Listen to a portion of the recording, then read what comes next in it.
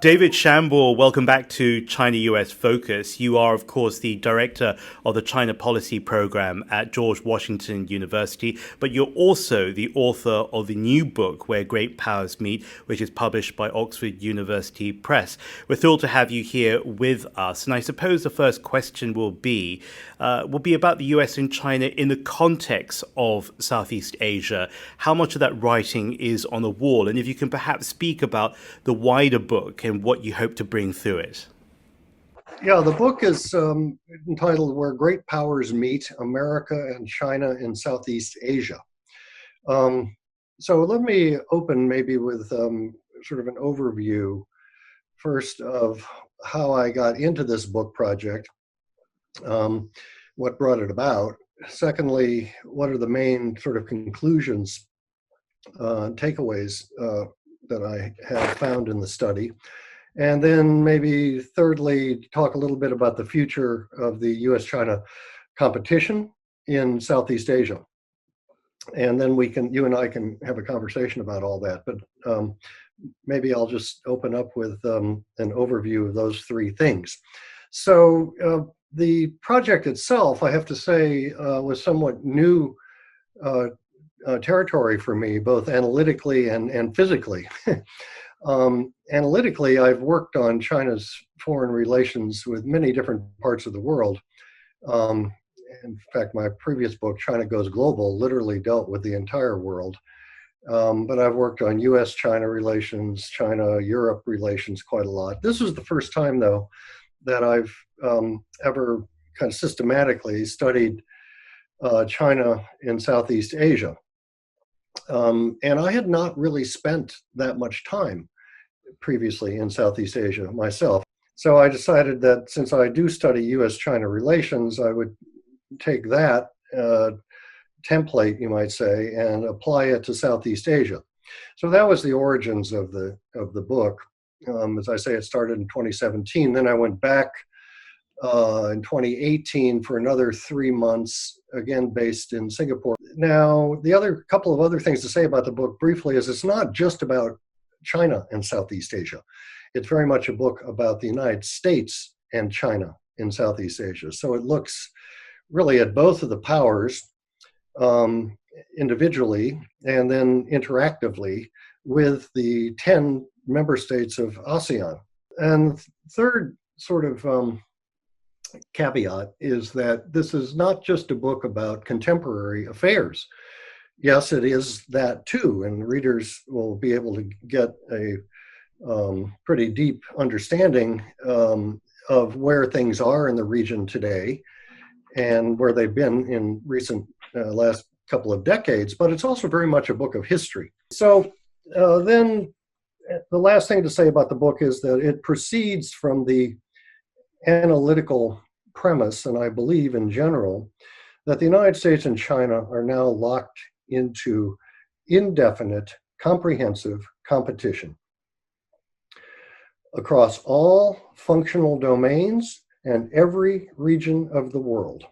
That is the new normal, you might say. It is the overriding, defining characteristic of international relations in the world today.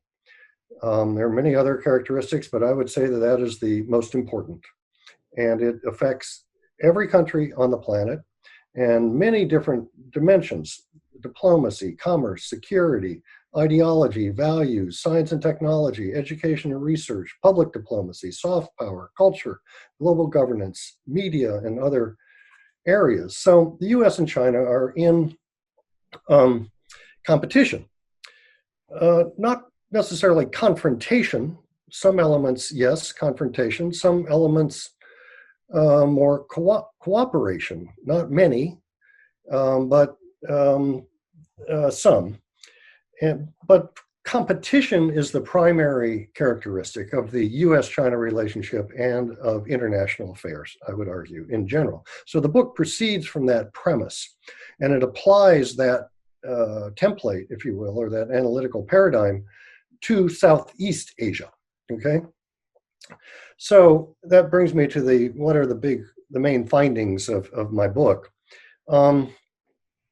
Well, first finding is that Southeast Asia is very important in its own right. And we should not look at it as simply a sort of area for great power competition, kind of petri dish in which the major powers are contesting each other. Southeast Asia is a very diverse, culturally rich, ethnically diverse, economically important, strategically important region in its own right.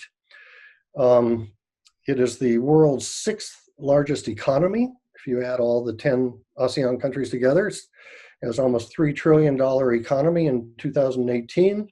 It has 636 million people living in the region. It is, as I say, an extraordinarily diverse, culturally, religiously, politically even. There are no fewer than 5 different types of political systems amongst 10 countries.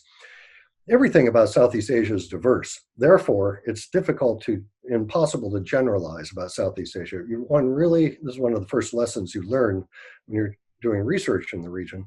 You've really got to go country by country, and even within countries, there's diversity.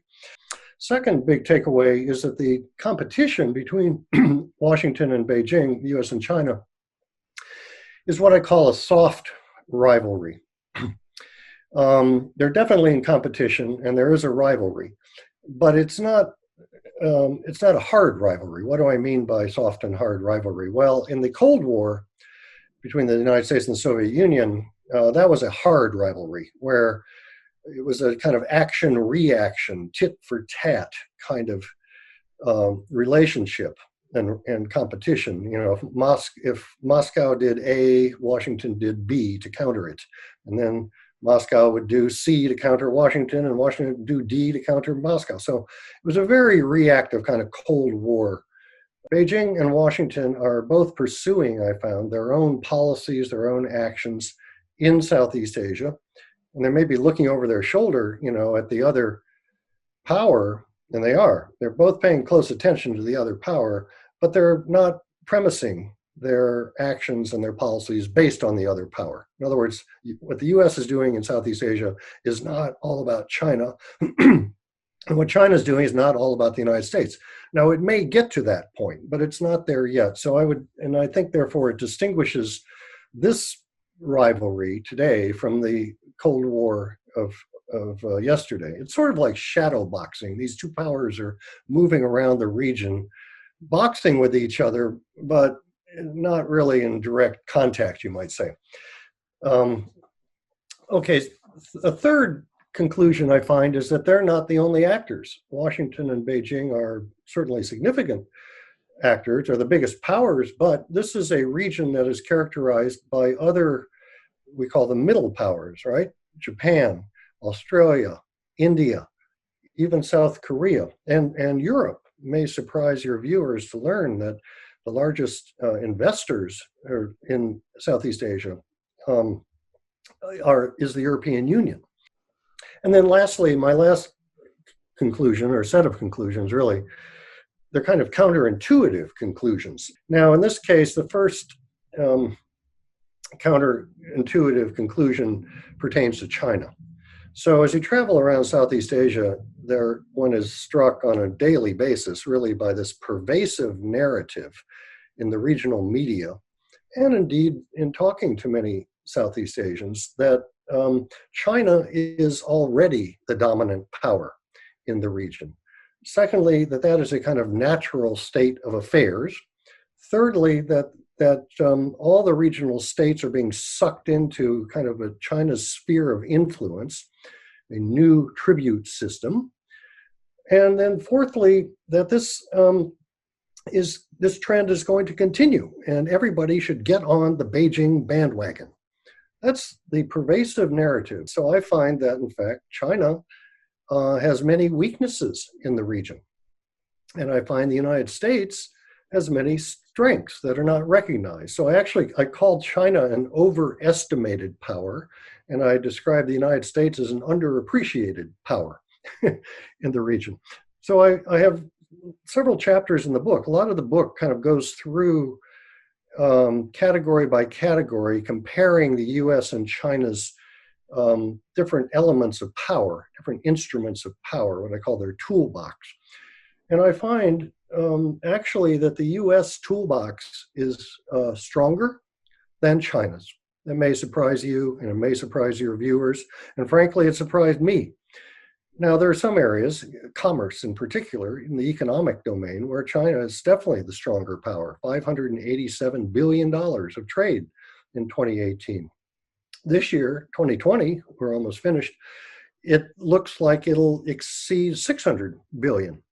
And in the first quarter of this year, ASEAN became China's leading trading partner, supplanting the European Union. So sure, when it comes to trade, it's massive. And China's commercial footprint in the region is really massive. But the American commercial footprint is not small. It's $350 billion. That's not insignificant. And when you look, interestingly, James, at foreign direct investment, this will surprise you and your viewers. The total stock, this is my favorite statistic, I did not expect. The total stock of American FDI in Southeast Asia is greater not only than China, it's greater than China, Japan, and South Korea combined. Okay? That's total stock. Even on an annual basis in 2018, the American investment in Southeast Asia was twice as much as China's, 24.9 billion to 12.9 billion. So as I dug around, I found that, in fact, China's position in the region is rather uneven. Soft power, just as elsewhere in the world, China has some serious soft power problems, soft power deficit, you might say. Security assistance programs. China's military doesn't do that much in the region in terms of providing assistance to other countries. Cambodia, yes. Myanmar, yes. Thailand, increasingly. That's about it. It is dwarfed by the United States. What the Americans do in terms of security assistance for regional militaries. China's security assistance, not very broad, not very deep. Soft power, not very broad, not very deep. Its so-called United Front activities towards the Chau is viewed very suspiciously. So, and even the BRI, which most Southeast Asian countries actually see as a good thing. So don't get me wrong there. I think most of them are positive about the BRI. They want to benefit from the infrastructure and other dimensions of it. But a number of these countries have been having difficulties with the BRI in recent years, as Mike Lampton's book and others have indicated. So if you go across the region, I found, in fact, a very different reality than the media narrative that I gave you a minute ago. I found, in fact, a lot of a very pervasive ambivalence, anxiety, and suspicion of China in the region here. Then finally, what about the U.S.? What conclusions did I find there? Well, first, that the U.S. also has its weaknesses. Distance is one of them. It's a long way from the United States to Southeast Asia. And as a result, American diplomacy is episodic at best in the region. And America's had a kind of on-again, off-again approach to Southeast Asia. American public diplomacy in the region, American public diplomacy needs to do a much better job of educating Southeast Asians about the U.S. presence in the region.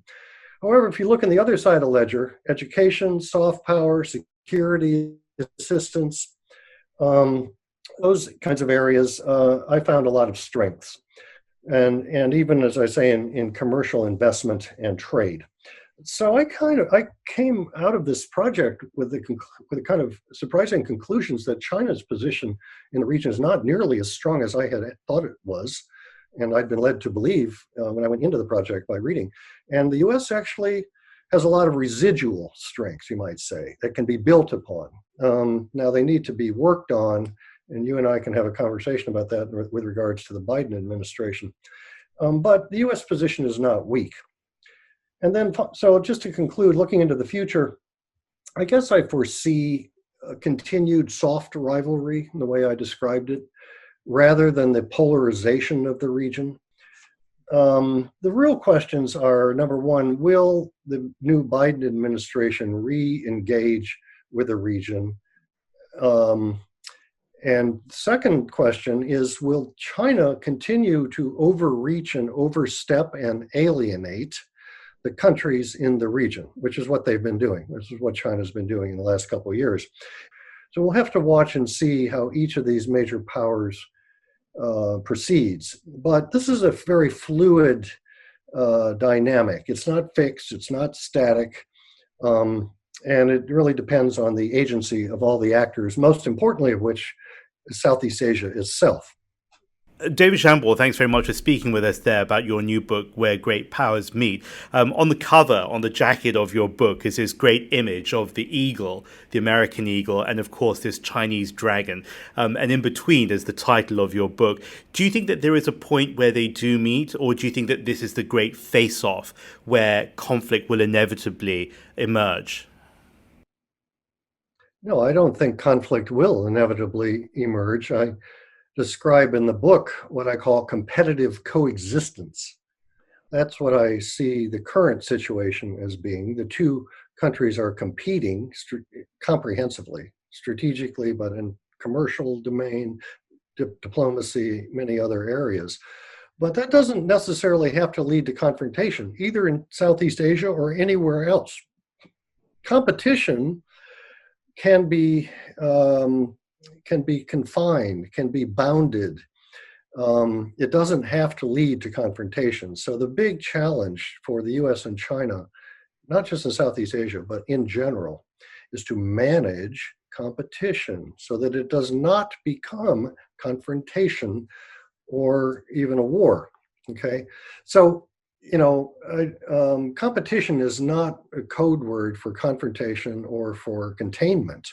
I think maybe some of your viewers may think that Americans use the word competition, to mean containment or to mean a confrontation. No, we don't. That's not what we're talking about. Competition is a very normal thing. You have competition in the marketplace, right? Companies compete with each other for market share. We have competition in the classroom, what we call the marketplace of ideas. We have competition in sports, right? Competition is in the DNA of societies, including international relations. So that's what I see the US-China. We are in a multifaceted competition with each other in every region of the world: Latin America, Africa, Europe, Middle East, and all throughout Asia, including Southeast Asia. So this book simply tries to take a telescope, and zero in on the Southeast Asian region and to unpack the elements of that competition. But no, I don't see it as, inevitable confrontation. I certainly hope not. There are even areas of potential cooperation in the region. With regards to the environment, the lower Mekong, with regards to development assistance programs, with regards to counterterrorism, with regards to pandemics, okay? Even before COVID, I'll remind you, H1N1 was a Southeast Asian pandemic. With regards to smuggling, human trafficking, there are a whole variety of areas that the US and China have in common, actually. Humanitarian relief that the US and China can work on together in Southeast Asia. So it's not entirely a competitive dynamic, but primarily it is. What's so fascinating also is your choice of Southeast Asia as a lens into the greater relationship, and not only between the US and China, but the whole global dynamic. Many people think of Asia in terms of Northeast Asia, in terms of the security issues that are inevitably thrown up there. But you've chosen Southeast Asia. Do you think that there are certain countries in that particular region that would stand out, that would be the great meeting places for the great powers? Well, it's very different than Northeast Asia, as you say, in many regards. I mean, Northeast Asian countries, first of all, are ethnically homogeneous, right? Japan, Korea. The only people you find in Korea are Koreans. The only people you find in Japan are Japanese. Well, you go to Southeast Asian countries, there are multiple ethnicities within each country, multiple religions. Diversity, as I said in my opening remarks, is really the major overriding characteristic of Southeast Asia. And, Northeast Asian economies are really in the top 10 in the world. Southeast Asian economies are all not all of them are newly industrialized. Some of them, Southeast Asia is contrast. Singapore and Brunei are in the top 5 in the world in per capita income. Laos, Cambodia, Myanmar are in the bottom 20, I think, in per capita income in the world. And then you have various middle income countries in between. So again, diversity of Southeast Asia defines it. And each of these countries has their own particular histories, colonial histories with China, histories with each other. This is not a homogeneous region, by the way. And there are a number of secessionist movements that are still ongoing in the southern Philippines, in Indonesia, in Thailand, and in Myanmar. So at least 4 of the 10 countries today, as we sit here, James, are having serious secessionist problems, been going on for a long time. So, again, I don't think the major power interaction is the only intellectual frame to understand Southeast Asia through. It's a frame, and it's increasingly important. And I frankly think many of the Southeast Asian countries are not as aware as they ought to be of the major power competition between the US and China. Some of them are aware, but they're in denial. So it's going to be interesting to see how this plays out in the future. When we look also at China, you speak about how China has alienated, perhaps eroded some goodwill in the region. It's geographically more or less in the backyard of Southeast Asia compared to the United States, which is so much farther away. But at the same time, as a neighbor, it doesn't have that good neighborly relations despite its high level of engagement. What would you say to China going forward? How does it capitalize, not just in terms of the financial, but in terms of being a good neighbor in a different world? That's a great question. First, just to pick up on your point about geography, that is a very important variable for both China and the US. It's a weakness for the US because the United States is so far away. On the other hand, it's a strength for the US because it is far away from the Southeast Asian perspective. In China, it's too near. Southeast Asians, if you talk with them in a variety of countries, well, the first thing they do is always point upwards. And they talk about China, like China is up there. And China's looming over them constantly, like a big thundercloud or something. And I think, if geography were different, they would prefer to have the big power further away. But you can't change geography. What you can change is behavior, which is your real question. And there, I think China, this is an example where Southeast Asia is a harbinger of other regions of the world and a microcosm of China's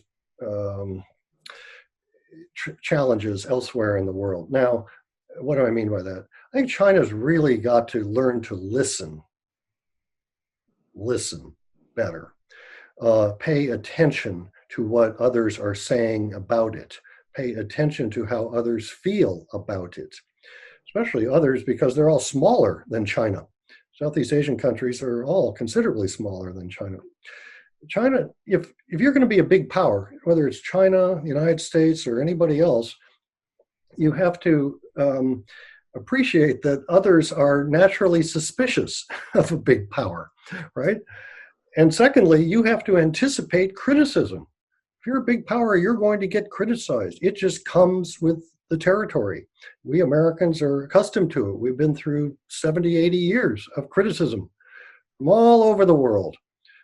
But we take it, we listen to it, we think about it, and respond to it, and try and engage others in whatever we're being criticized about, and then maybe, hopefully, change the behavior that led to the criticism in the first place, right? That's what Americans try and do. But I would argue China doesn't listen. China doesn't take criticism has zero tolerance for criticism. I think we're all aware of that. Wolf warrior diplomacy is just the latest example. And so in Southeast Asia, China is not very sensitive to the concerns that many of these countries, Indonesians, Malaysians, Burmese, Vietnamese, Thais, even Singaporeans have about China. Some of these anxieties are historically rooted, back to the tribute system. Some of them are buried in the minds of the older generation who lived through the 1960s and 70s, when, as I say, the Chinese Communist Party tried to support Communist Party insurgencies in every single Southeast Asian country and overthrow the existing governments in those countries. So this whole narrative about China never interfering in the internal affairs of other countries is absolute nonsense. China did throughout the 60s and the 70s, but then Deng Xiaoping came to power and he stopped that. And since then, China's been a much better neighbor in Southeast Asia. But, I think China's going to get criticized. I think it's already producing a lot of anxiety. And if China's smart, it'll listen. And it'll listen very carefully. And it will contemplate whatever the criticisms happen to be, whether it's from a Southeast Asian country or an African country or a Latin country or a European country or the United States. And then it will maybe alter its behavior a little bit. If it doesn't listen, it's a recipe really for making further mistakes, When we That's look, a great question. Yes. and when we look also towards the Biden-Harris team, which will be coming into the White House in a couple of weeks from now, there's huge anticipation, especially about the foreign policy direction, how it will help to re-engage with the world. You spoke about U.S. engagement in Southeast Asia. What do you think we can anticipate? And perhaps what can we expect, given that we do know, of course, Joe Biden from 8 years in the White House previously? Well, we're going to have to wait and see, first of all, who the second tier officials are that are appointed with regard to Asia in general, not just Southeast Asia. I mean, right now, all we know is the Secretary of State designate and the National Security Council Director designate. It really depends on the personnel, but I can tell you there's some very experienced people who've been working for Biden during the campaign and who we can expect will come into office. These are people who have long experience in the region, in Southeast Asia included. They understand the nuances of the region. They're not particularly ideological. And so you're going to see a re-engagement.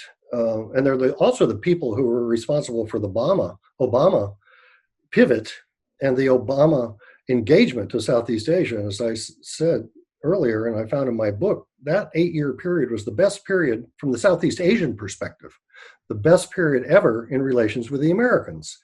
Prior to that, and since then, the Americans have been not so engaged. So I think we're going to see, in some ways, a more stepped up attention and paid by Washington to the region. We're going to have ambassadors, hopefully assigned quickly. We haven't had an ambassador in Singapore for the last 4 years. We haven't had an ambassador in Jakarta to ASEAN itself for the last 4 years. We have only had an ambassador in Bangkok for half of the last 4 years.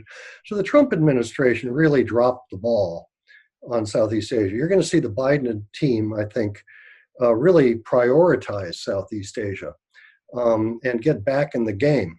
Now, from Beijing's standpoint, that's not good news. Because Beijing has sort of had the region to itself in the last few years under Trump, I would argue, and particularly since Trump pulled out of TPP. So I think you're going to find a much more engaged United States, which is a good thing.